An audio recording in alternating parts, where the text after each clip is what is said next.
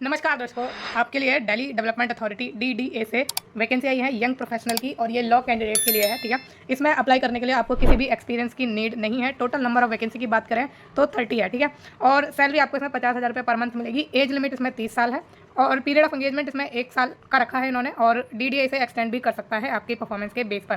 ठीक, अब इसमें हम क्वालिफिकेशन की बात करें तो फुल टाइम रेगुलर डिग्री चाहिए लॉ की, entitled for incumbent for registration at bar and appearing before the court. ठीक है, तो आपका रजिस्ट्रेशन मतलब आप जो है एंटाइटल हो रजिस्ट्रेशन करने के लिए बार काउंसिल में, और आप जो है ग्रेजुएट नहीं, रेगुलर डिग्री आपके पास होनी चाहिए फुल टाइम। ठीक है, फुल टाइम होनी चाहिए लॉ की डिग्री आपके पास, वो भी रिकॉग्नाइज यूनिवर्सिटी या इंस्टीट्यूशन से। और एलिजिबिलिटी क्राइटेरिया में इन्होंने और क्या रखा है, young legal professionals are required for monitoring of court cases and rendering legal advice. तो इसमें आपको काम बताया हुआ है कि क्या आपको करना है।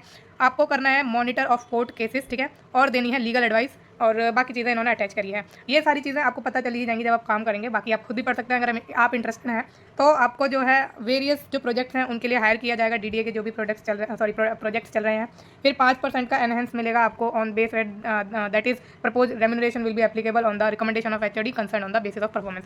तो इसमें देखो, अगर आप एक बार लग गए तो हटने के चांसेस कम रहते हैं। आप डेफिनेटली इसमें आपका जो परफॉर्मेंस है वो अच्छी रहती है, आप काम बेहतरीन तरीके से करते हैं, जो कि गवर्नमेंट में इतना देखो काम होता नहीं है। बट इसमें जो चीज़ लिखी है वो मैंने आपको बताई है, तो काम के बेसिस पर आपको रेगुलर करते रहेंगे, ये मतलब एक्सटेंड आपका जो टेन्योर है वो करते रहेंगे, और एक टाइम के बाद रेगुलर भी कर दिया जाता है। तो इसमें इतनी टेंशन लेने वाली बात है नहीं। ठीक है, तो इसमें देखो लिखा ही है आपके कॉन्ट्रैक्ट को ये बढ़ा सकते हैं। अब नोट है इसमें कि आपको इसमें कैसे अप्लाई करना है, कब तक अप्लाई करना है। तो लिखा है the candidate shall send the biodata in the prescribe format by 27 June 2025।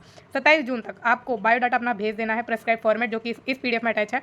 ये PDF आपको इस वीडियो के डिस्क्रिप्शन बॉक्स में मिल जाएगी, यहाँ वहाँ से आप डायरेक्टली जाके देख लेना। ठीक है, तो आपको इसमें ये चीज़ करनी है कि आपको जो है उस फॉर्म को भरेंगे, और they shall fill up the form duly typed, fix photograph at space provided in the prescribed application form attached, put specimen signature in the space provided, and then send the scanned copy of the signed application form duly filled PDF format at this email ID। तो आपको email करनी है, online apply करना है, अपने signature आपको उसमें करने हैं फॉर्म पर, स्कैन करनी है आपको सारे डॉक्यूमेंट्स वगैरह सब कुछ, और वो भेज देना है आपको इस ईमेल ID पर। Application receive through any other mode of communication after the last date of submission of application और not in prescribe format shall not be entertain. तो आपको प्रॉपर वे में भेजना है एप्लीकेशन फॉर्म, आपको पता है, आप भरते रहते हैं, आप एस्पिरेंट है तो आपको अच्छे से चीज़ें पता है। आपको एक फोटोग्राफ भी चिपकानी है, जैसा कि इसमें लिखा ही है।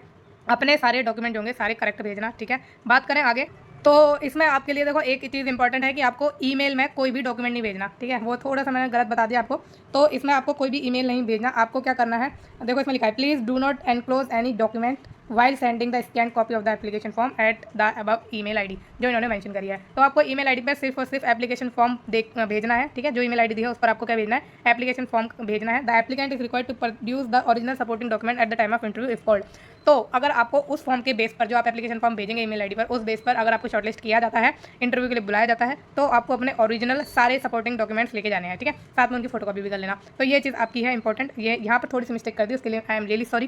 ठीक है, लेकिन यहाँ पर करेक्ट चीज़ दी हुई है उन्होंने, और जो कि मैंने आपको बता भी दी कि सिर्फ आपको एप्लीकेशन फॉर्म ही भरना है और कोई डॉक्यूमेंट इसमें अटैच नहीं करना। तो जो जिनका भी जो है शॉर्टलिस्ट हो जाएगा एप्लीकेशन फॉर्म, उन्हें इंटीमेट कर दिया जाएगा ईमेल से या फिर फ़ोन से। ठीक, अब आपको सारी देखो चीज़ें बता दी जाएंगी, date time and venue of the interview, आपको चीज़ें आपके ईमेल ID पर या फिर आपको फ़ोन द्वारा बता दी जाएंगी। ठीक है, और आपको TADA कोई भी नहीं दिया जाएगा इंटरव्यू को अटेंड करने के लिए।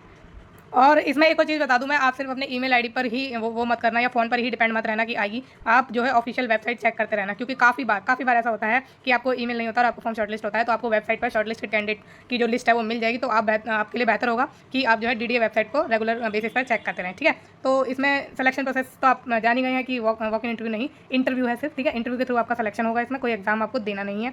और क्या चीज़ें इन्होंने दी है कि candidate are requested to bring all document certificate related to qualification experience etcetera to passport size photograph in original along with one set of self-attested photocopies of the document in support of the educational qualification and experience on the date of interview। Interview के time पर, interview की date पर आपको सारे document और certificate, और अगर आपके पास एक्सपीरियंस है तो वो लेके जाना है।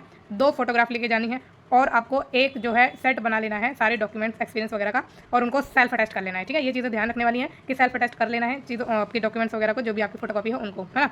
तो ये चीज़ें आपकी इंपॉर्टेंट है। अब देखो ये है आपका क्या, एप्लीकेशन फॉर्म। यहाँ पर आपको फोटो चिपकानी है, यहाँ पे सिग्नेचर करने हैं, सारी चीज़ें neat and clean hand writing में आप भरिएगा। अगर आपकी अच्छी राइटिंग नहीं भी है तो आप अपने जो परिवार है, फैमिली है, उनमें किसी की है अच्छी तो उससे कर लेना। बाकी खुद कोशिश करना कि आप अच्छी राइटिंग में लिखें। ठीक है, तो ये चीज़ें आपकी इंपॉर्टेंट हो जाती हैं। और ये यहाँ कुछ आपसे डिटेल से पूछा है, एक्स्ट्रा करिकुलर एक्टिविटीज़ वगैरह डिक्लेरेशन आपसे मांगेंगे। तो सारा नोटिफिकेशन हमने कवर कर ही लिया है और कुछ छोटा नहीं है। अगर आपको कोई डाउट है तो आप मुझसे पूछ सकते हैं कमेंट में। बाकी आपको ये वीडियो कैसी लगी मुझे बताइए प्लीज़। आपको अगर मेरे द्वारा लाई गई वीडियो और नोटिफिकेशन अच्छे लगते हैं, यूज़फुल लगते हैं, इन्फॉर्मेटिव लगते हैं, आप अप्लाई करते हैं, ठीक है, तो प्लीज़ मेरे चैनल को लाइक शेयर सब्सक्राइब जरूर करिए कीजिए, क्योंकि आपके सब्सक्राइब करने से मुझे सपोर्ट मिलता है, आपके लाइक करने से मुझे सपोर्ट मिलता है, क्योंकि इससे मुझे मोटिवेशन मिलता है कि मैं आपके लिए हिडन अपॉर्चुनिटी लाते रहूँ।